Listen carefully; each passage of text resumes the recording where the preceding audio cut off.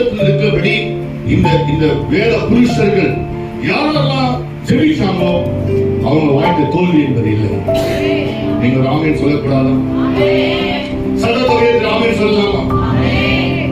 இந்த வேதம் முழுவதும் இந்த வாஸ்து பாத்தீங்கன்னா எந்த ஒரு மனுஷன் தேவனோடு கூட அதிகமா ஜெபிச்சானோ அந்த மனுஷனுடைய வாழ்க்கையில் தோல்வி என்பது கிடையாது. ஆமென். சபைக்கு வருவதற்கு 3 நோக்கம் உண்டு. There are 3 important purpose the people who are coming to church.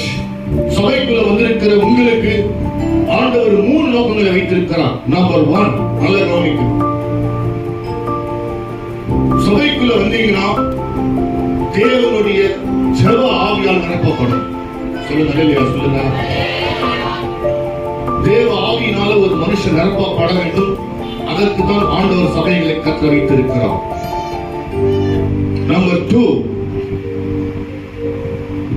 இரண்டாவது காரியம், இயேசுவோடு கூட உங்க ஐக்கியம் அதிகமா ஆகணும்.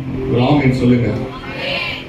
We have to always be intimate with the God, or we have to be intimacy with God.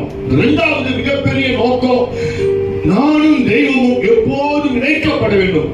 அதற்காக கர்த்தர் கொண்டு வந்திருக்கிறார்.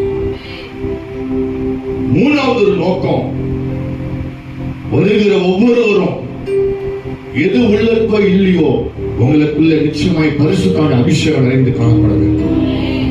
சொல்லுங்க ஆமென் சொல்லுங்க. ஆமென் சொல்லுங்க. சொல்லுங்க.